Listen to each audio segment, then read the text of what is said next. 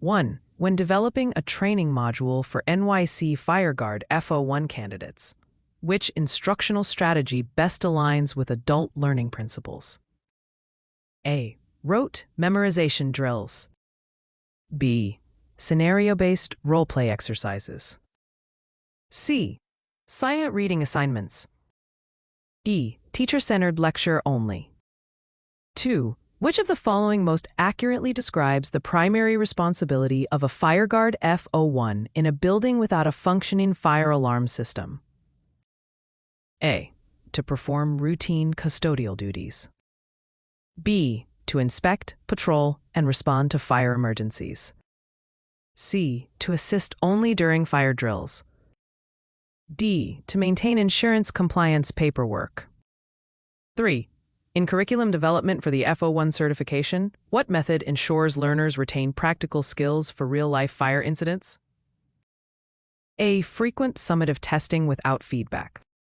B. Interactive simulations with guided reflection.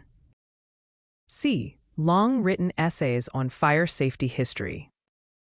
D. Instructor-only demonstrations with no student practice. 4. A fireguard must be able to communicate effectively during an emergency. Which communication skill is most critical? A. Using complex technical language. B. Delivering concise, calm, and clear instructions. C. Prioritizing written over verbal directions. D. Allowing panic-driven improvisation. 5. In evaluating a trainee's readiness for the F01 test, which assessment type provides the most accurate measure? A. Self-assessment survey only. E. Practical drills simulating fire emergencies. C. Multiple choice exams exclusively. D. Peer feedback circles. 6. During mentoring of new F01 candidates, which approach demonstrates effective adult learning facilitation? A. Correcting only after the official exam. B. Providing immediate constructive feedback in practice scenarios. C. Withholding feedback to test resilience. D. Allowing only observation without participation. 7. Which regulatory requirement must Fireguard F01 candidates understand thoroughly to comply with NYC Fire Code? A. NFPA standards for chemical testing. E. Fire alarm system inspection protocols. C. Portable fire extinguisher placement and use. D. Department of Health sanitation codes. 8. What is the minimum age required for an individual to apply for the F01 Fireguard certificate? A. 16 years old. B. 18 years old. C. 21 years old. D. 25 years old. 9. Which document must an applicant present at the Fire Department of New York, FDNY, to take the F01 test? A. U.S. passport only. B. Government-issued photo ID. C. Employer's letter of recommendation. D. Proof of property ownership. 10. When designing evaluation methods for Fireguard trainees, which aligns best with adult education principles? A. Closed book tests only. B. Continuous performance-based assessments. C. Randomized pop quizzes without context. D. Single final examination with no practice. 11. In the event of a fire alarm while on duty, what is the Fireguard F01's first action? A. Evacuate the building immediately without notifying others. B. Notify the fire department and follow emergency protocols. C. Wait to see if someone else reports the alarm. D. Search for the building manager before taking action. 12. Which mentoring technique best helps adult learners retain F01 fire safety procedures? A. Storytelling with real-life incident examples. B. Copying large portions of the fire code word for word. C. Enforcing passive listening sessions. D. Assigning lengthy research papers. 13. What is the standard passing score for the NYC Fireguard F01 written test? A. 65%. B. 70%. C. 75%. D. 80%. 14. Which fire suppression device must a Fireguard F01 know how to operate? A. HVAC controls. B. Portable fire extinguishers. C. Emergency power generators. E. Sprinkler design valves only. 15. In curriculum development, how can trainers ensure the F01 learning materials are accessible to adult learners with diverse educational backgrounds? A. Use jargon-heavy manuals without explanation. B. Provide visual aids, demonstrations, and simplified instructions. C. Expect learners to study independently without support. D. Rely on academic textbooks designed for engineers. 16. Which area is a Fireguard F01 primarily responsible for monitoring? A. Construction sites only. B. Shelters, residential, and commercial occupancies without fire protection systems. C. Outdoor recreational parks. D. Emergency medical facilities exclusively. 17. Which evaluation method helps determine if a trainee can apply fire safety protocols under stress? A. Oral interview about rules. B. Time simulation drills. C. Open book written test. D. Peer group discussion. 18.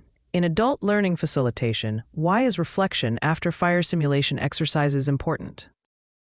A. It wastes time compared to continuous drills.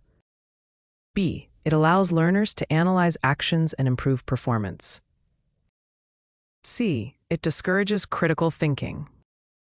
D. It ensures the trainer speaks most of the time. 19. What fee must be paid to take the F01 Fireguard exam at FDNY? A. $15. B. $25.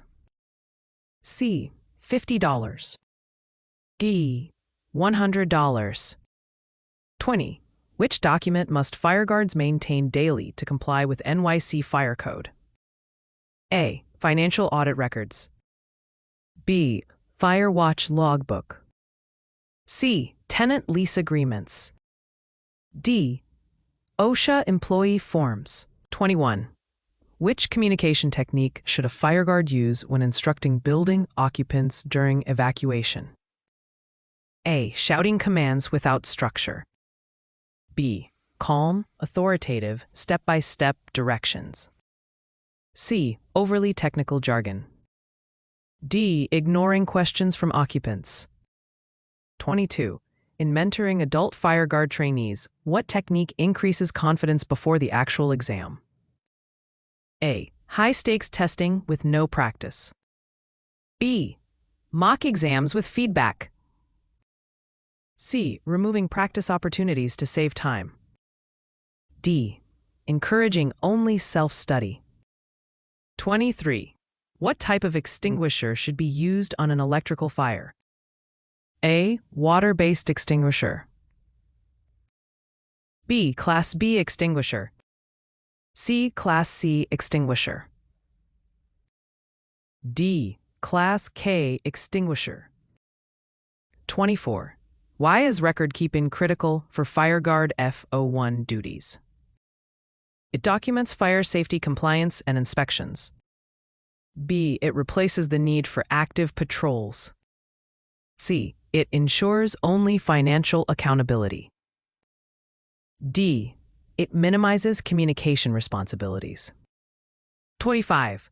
When developing training content, which approach best supports adult learners preparing for the F01 test? Aligning instruction with real-world problem-solving. B. Strictly theoretical instruction. C. Emphasizing memorization only. D. Limiting student participation. 26. Which action is a Fireguard F01 not authorized to take? A. Conduct fire watch patrols. B. Operate fire extinguishers in emergencies. C. Repair building fire suppression systems. D. Notify FDNY during fire incidents. 27. How often should a fireguard record entries in the fire watch logbook? At the end of each week. B. Only when FDNY requests. C. At regular intervals during each tour of duty. D. Only after an incident occurs. 28. Which regulatory agency issues the F01 certification in New York City? A. OSHA. B. FDNY. C. NYPD. D.